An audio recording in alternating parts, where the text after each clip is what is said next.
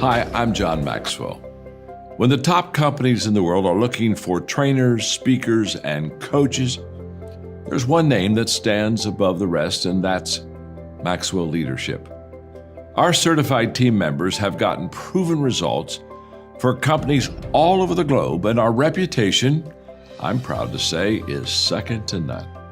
Some of our members have risen to the top of their profession, including the one you're going to meet today.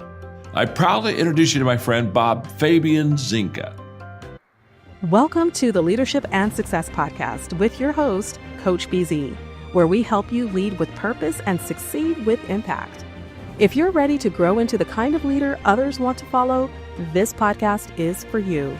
If you're determined to elevate your success and leave a lasting legacy, this podcast is for you. As my mentor, Dr. John C. Maxwell reminds us, everything rises and falls on leadership. Our goal is simple: to inspire you, challenge you, and equip you with insights that can transform the trajectory of your leadership journey. Welcome aboard to another episode of the Leadership and Success Podcast with Coach BZ. But the analyst thinks, probably just that backup script acting up again, and ignores it. That's the B-17 assumption happening right now in organizations everywhere. So you need protocols that say, essentially, investigate first, assume later for certain kinds of alerts. You absolutely do, especially for high-impact, low-frequency events. Strategic awareness isn't just nice to have, it's fundamental stewardship. You have to build processes that force you to consider, what if this isn't the B-17? Which ties directly into Lesson 2. Challenge assumptions to prevent complacency. This feels like the internal version of ignoring external warnings. It is. It's about confronting those ingrained beliefs within your own organization. Before Pearl Harbor, there was this widespread, almost arrogant assumption that the Japanese simply couldn't pull off such a complex, long-range attack. Admiral Kimmel himself admitted he didn't think it was possible. A failure of imagination, almost. Rooted in complacency. A satisfaction with the status quo, thinking your defenses are adequate because they haven't been breached yet. And remember, the planes parked wingtip to wingtip. Yeah, you mentioned that. Easier targets for bombs, but harder to sabotage individually. They feared sabotage, an internal threat they understood from World War I, more than a large-scale air attack. The external threat they underestimated. That it can't happen here, thinking blinded them to the most obvious danger. So for leaders today, this means actively looking for those dangerous assumptions in your own team, your own strategy. Constantly. What are your sacred cows?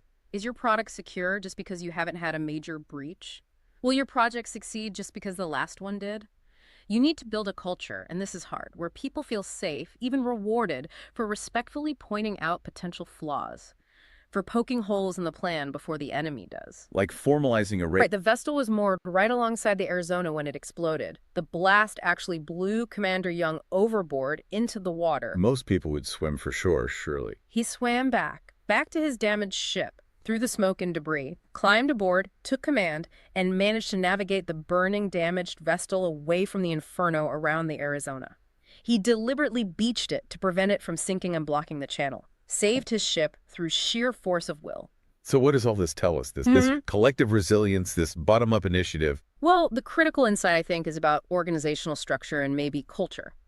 This spontaneous action, from admirals down to chiefs and ensigns, it was essential. It prevented an even worse disaster. When your top command is gone, your communications are out, your plan A is instantly irrelevant, what's left? The people on the ground. Exactly. Organizational survival hinges on whether the people closest to the problem feel empowered, trained, and trusted enough to act without waiting for orders. That makes sense. Yeah. But doesn't the need for that level of heroism also point to a massive failure higher up? I mean, should a well-run Navy need a 22-year-old ensign to die holding a flashlight for others to escape? That's the hard truth, isn't it? The heroism was necessary because the readiness failed, systemically. Which brings us perfectly to the view from the top 4,000 miles away in Washington, D.C., where President Roosevelt is getting the news. Right, so the reports start coming in. What was his immediate reaction? The sources describe initial, audible shock, disbelief. There's an account of him shouting no into the phone when he first heard the confirmation. But crucially, that lasted only moments. And this is where we really see that third lesson starting to form. maintain composure in crisis. Precisely. Witnesses said he moved past the talk almost immediately, became, as they described him, angry but composed. Oh, these were two highlights from the podcast about the article I wrote about leadership lesson from Pearl Harbor, December 7, 1941, the day that should live in infamy, leadership under fire. All right, and today we are going to have the 10-minute AI recap. Actually, I have another surprise for you. Before I play the 10-minute recap, I'm going to play like a 5-minute overview of the historical context, and then I will play the 10-minute recap. But before we do that, let's do what we do every time we meet, our moment of gratitude. So, what are you grateful for today? All right. If you would, you can close your eyes if you can, put yourself in a happy place, and think about one thing you are grateful for today. I think today I am grateful for the weather. We had a little bit of rain today in Silicon Valley. It doesn't rain enough, I think. So every time we get a little bit of rain, I am always happy. I don't like to see the grass yellow or brown, like green grass, and we definitely need more water here. I'm grateful for that. If you would type in the comment, what are you grateful for today?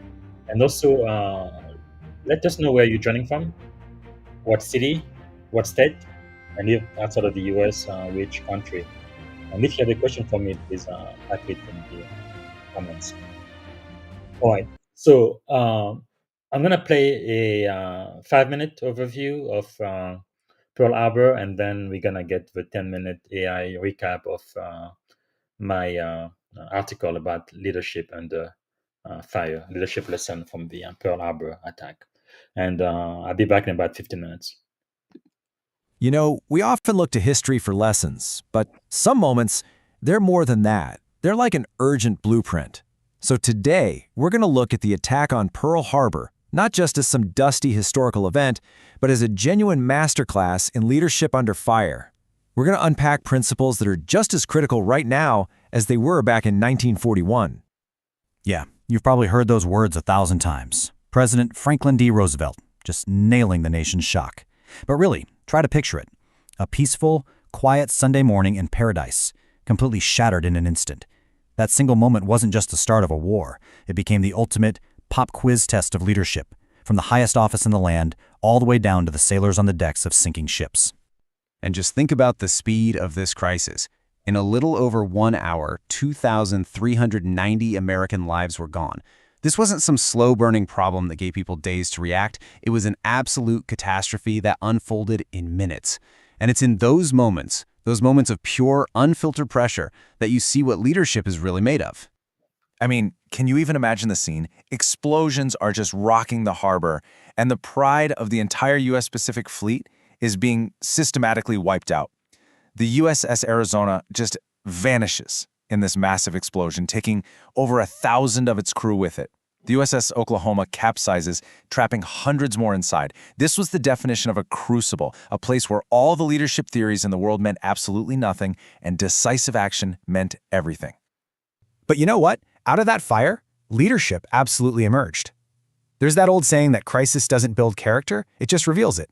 Well, on this day, character was revealed at every single level, from the young sailors on burning decks to the president staring down the brink of a world war. So you've got these two totally different kinds of leadership that were desperately needed at the exact same moment. Right there on the ground, it was all tactical, immediate, junior officers and sailors making life or death decisions in a split second. And then, thousands of miles away, you have this strategic, calm leadership. President Roosevelt absorbing the shock and figuring out how to rally an entire nation for the fight ahead. And this is what that leadership actually looked like. We're talking about Ensign Flaherty. He's just 22 years old, giving his life, holding a flashlight so his crewmates could escape a dark, flooding turret. Or Commander Casson Young, who gets blown overboard and then swims back to his burning ship to retake command. These aren't just war stories, folks. They are absolute masterclasses in courage and what it means to lead.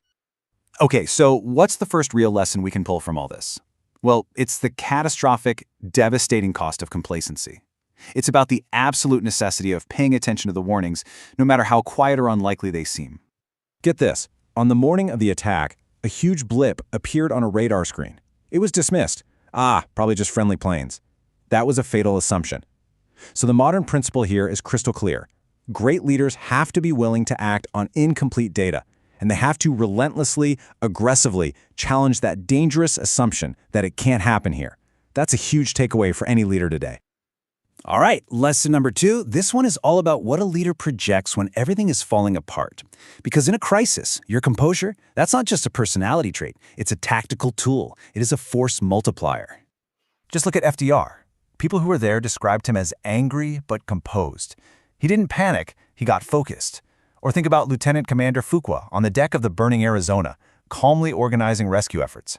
That composure spread like wildfire through the crew. The lesson is so simple.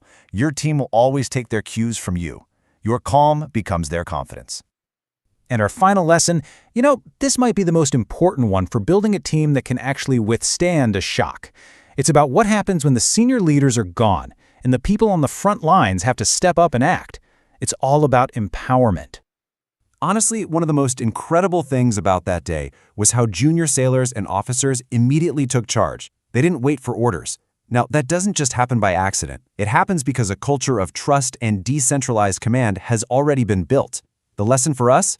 Delegate authority and trust your team to adapt. You have to build that resilience long before the crisis ever hits. Okay, so history is one thing, but taking action is another. Let's make this super practical. How do you take these incredibly hard-won lessons and apply them to your team, to your company, right now? This is your leadership playbook. So here are 4 things you can do. 1. Run crisis drills. You gotta build that muscle memory before you actually need it. 2. Actively encourage a devil's advocate on your team. You want to reward people who challenge your assumptions. 3. Deliberately delegate authority. Empower your front line. And 4. When you communicate, do it with clear intent. In a crisis, clarity is literally life. And this is exactly why that playbook is so critical. Think about it. At Pearl Harbor, ammunition lockers were locked shut. Planes were parked wingtip to wingtip, making them perfect targets. That lack of preparation didn't just allow the disaster to happen, it made it so much worse. It's just a stark reminder. Preparation might not guarantee success, but a lack of it, that absolutely guarantees failure. When it comes down to it, studying an event like this isn't just some academic exercise. It's an act of respect. We learn from these stories, we really try to internalize the lessons, and by doing that, we honor the legacy of those who faced the ultimate test of leadership. We prepare ourselves to try and be worthy of their example. So I'll leave you with this question. It doesn't have to be a national crisis, right? It could be a project that went completely off the rails, or a huge personal challenge. What was your Pearl Harbor moment? That moment when you were truly, genuinely tested, and what did it teach you about leadership?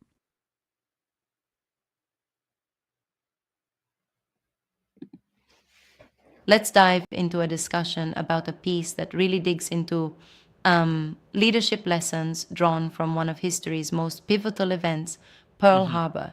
It's fascinating how those extreme circumstances illuminate timeless principles for modern leaders. Absolutely. It's like history handed us a blueprint on how to lead under fire. The article reminds us that even in the wake of devastation, exemplary leadership can be a beacon. Yeah, exactly. It walks us through the chaos of December 7th, 1941, where the USS Arizona, the Oklahoma, and other vessels were caught completely off guard, and then shows how heroes emerge from such dire straits. And that's where we see the indispensable value of acting on early intelligence. I mean, think about it. The article highlights that there were early warning signs, blips on the radar, intelligence hints. But the failure to act on them turned a potential near miss into an all-out catastrophe. Exactly. Right. It's like, if you think about cybersecurity or business, you don't want to ignore those red flags. The idea is to act decisively when you sense trouble brewing, even if the evidence isn't 100% conclusive yet. That's a great analogy. And then there's the point on challenging assumptions. It's really a wake-up call against complacency. Leaders assumed the unthinkable couldn't happen, kinda like saying, our network can't be breached, right? Yeah, exactly. Oh, totally. It's like assuming that because something has never happened before, it never will. And when you challenge those beliefs, you actively protect your organization, whether that's in warfare or cybersecurity. Right. So now, one part that stood out to me is the emphasis on calm, decisive leadership under crisis. I mean, look at FDR in those crucial minutes, shouting no in shock, but then quickly gathering himself to lead. That resilience, it's gold. Absolutely, yeah. And it's not just FDR. Think about the officers on deck, like Lieutenant Commander Fuqua. Even after being hit, he jumped right back to organize firefighting and rescue efforts. It really shows that being calm under pressure doesn't just inspire confidence, it actively saves lives. Yes, indeed. But here's a thought. While cool headedness is vital, do you think there's ever a risk in oversimplifying the crisis to just staying calm? I mean, sometimes you need to fuel a bit of urgency too, right? Interesting point. I see what you're getting at. And I agree to a point. It's a balancing act. Leaders need to be calm, yet bold enough to rally their teams quickly. The article suggests that a composed clarity is what actually transforms panic into a well organized response. So it's not about inaction, but measured, informed Exactly. fuel for action. Fair enough, that balance is essential. Now, let's talk about empowering the team. The narrative of unsung heroes who, without direct orders, took initiative really resonates. In times of crisis, every member becomes a leader in their own right, right? Yes, indeed. Definitely. It's like a decentralized command structure. When communication lines fail and higher ups are taken out, those on the front lines simply do what's needed, whether it's manning a machine gun or organizing an evacuation. This stands in stark contrast to environments where people wait for orders. That's a crucial lesson for modern organizations, especially in tech or cybersecurity, where a single point of failure in decision making can be catastrophic. Empowerment and decentralization really make your team resilient in the face of unexpected disruptions. Right. And then there's the element of communication, clear and empathetic. FDR's infamy speech, brief but potent, unified a shattered nation. It underscores how important it is to keep everyone on the same page when crisis strikes. Yeah, clear communication can either build bridges or create chaos. A lot of our modern incident response strategies could learn a thing or two from how those orders were crisply delivered on deck. Absolutely. And another interesting point is the ongoing insistence on training and preparation. The attack exposed how unprepared the forces were due to neglecting basic training protocols. It's a blunt reminder that regular drills and readiness exercises aren't just bureaucratic exercises, they are fundamental. It really brings home how preparation empowers teams. Whether it's battle drills in the Navy or cybersecurity simulations in corporate settings, continuous training creates a readiness that can turn a potential disaster into a manageable event. Exactly. And that idea extends into everyday leadership. The coaching prompts in the piece encourage leaders to regularly update intelligence briefings, challenge assumptions, and hold practice sessions to build that muscle memory. It's a proactive rather than reactive mindset. Right on. Now, something that struck me was the integration of leadership with a sort of ethical or even spiritual dimension. They mention scriptures and timeless proverbs which illustrate moral underpinnings of responsibility and accountability. How do you see that fitting into today's leadership paradigms? Well, it serves as a reminder that leadership is not just about the mechanics of decision making, but also about character. Those timeless verses, whether it's Proverbs or passages from the New Testament, remind us that integrity and empathy should anchor every decision. It underscores that leading effectively means caring for the people you lead. Yes, indeed.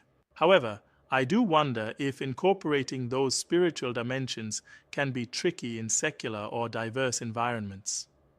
Do you think that could alienate some, or is it more about the underlying values than the specific references? That's a fair challenge. I'd say it's more about the universal values. The message isn't necessarily to impose religious beliefs, but to highlight principles like foresight, clear communication, and trust. These are applicable regardless of personal belief systems. Right. It's the values that resonate universally. And speaking of values, don't you think that the article does an excellent job of linking past leadership failures with modern strategic failures, particularly in cybersecurity? Absolutely, yes. Yeah, it really draws a parallel. Just as the misinterpretation of early radar signals allowed an enemy to strike unchallenged, today's organizations can suffer when warning signs are misread in cyber threat landscapes. It's a call to cultivate alertness and adaptiveness in leadership. Right. So it's like having a built-in early warning system. And by fostering a culture that questions long-held assumptions, leaders can avoid the trap of complacency. As simple as, thinking, this will never happen to us. Absolutely. Yeah, exactly. The analogy reminds me of an old saying: if you don't test your defenses, how will you know they hold up when the real challenge comes? So true. So let's break it down. Act on intelligence, challenge assumptions, maintain composure under fire, empower your team, communicate clearly, and invest in continuous training. Each of these isn't isolated. They genuinely feed into one another, building a resilient system overall. Right, perfectly put. Yes, precisely. And I also appreciated the coaching prompts sprinkled throughout the content. They serve as practical steps rather than just abstract ideals. For instance, asking yourself if you're conducting regular threat briefings or if your team feels empowered to deviate from protocol in a crisis, they're very Yeah, actionable. absolutely.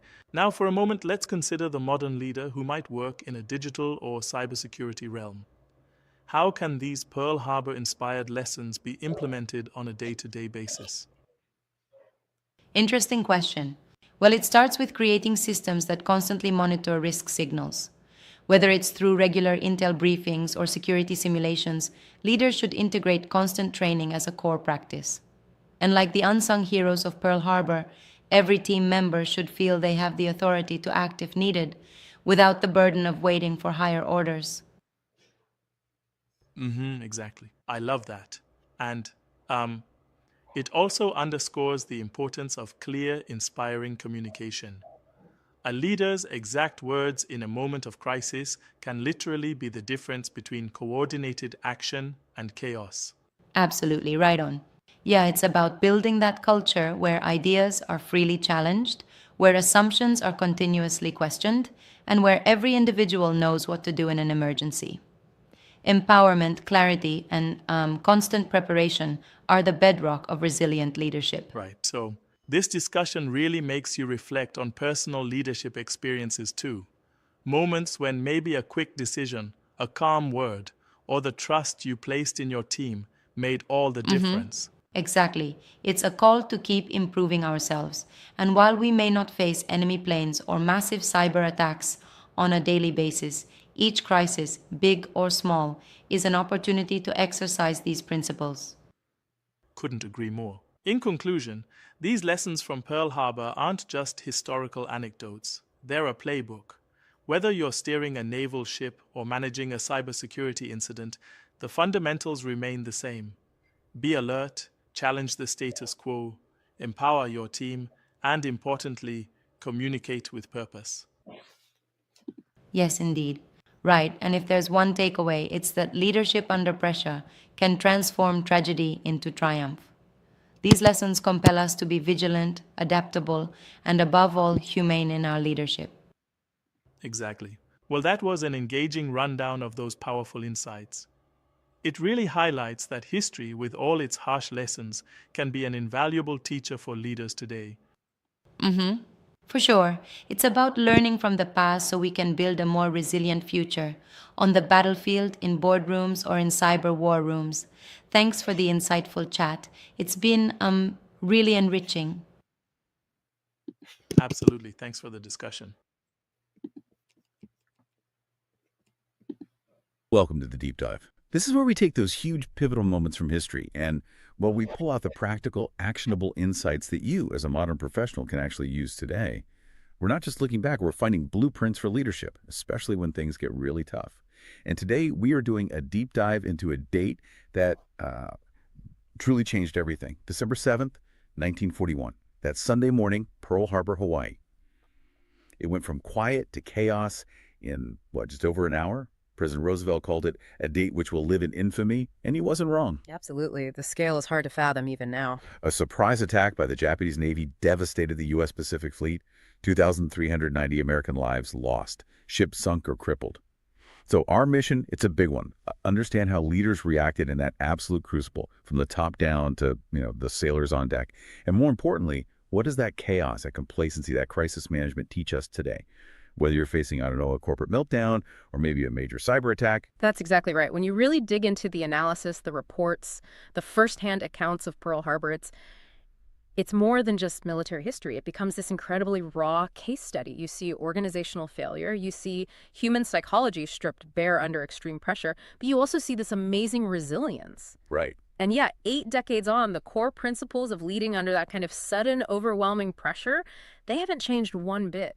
We're essentially drawing a line from the smoke and fire on the deck of the USS Arizona, where tragically 11,177 men died almost instantly, right to your modern challenges, your boardroom decisions, your cybersecurity ops center when the alarms go off.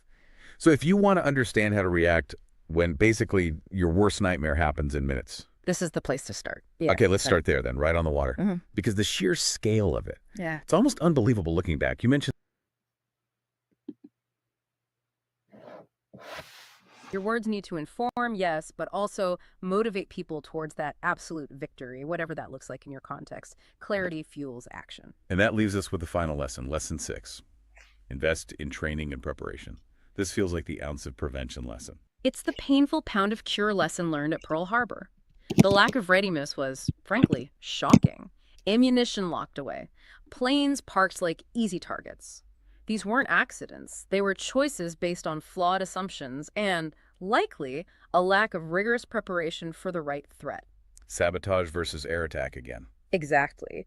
The system wasn't drilled or equipped for the event that actually happened. Of course, after the attack, there was a massive, urgent overhaul, better drills, better radar training, better intelligence sharing.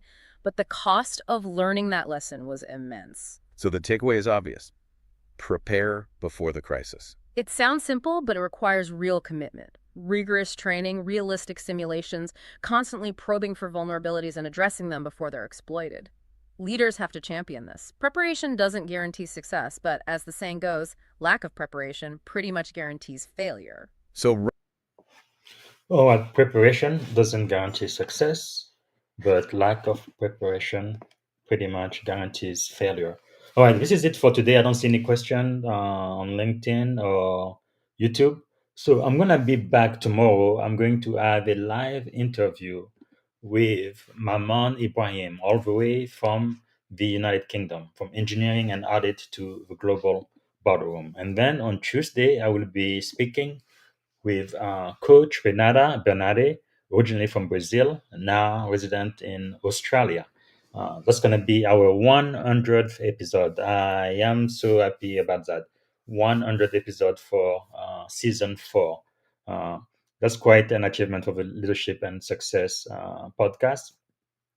And then on Wednesday, I will have 2 interviews. First with Coach Valerie Martinelli in the morning, and then in the afternoon, I'm going to be speaking with my shipmate, the one and only Lieutenant Commander Amy Forsyth, U.S. Navy retired, but she used to be enlisted U.S.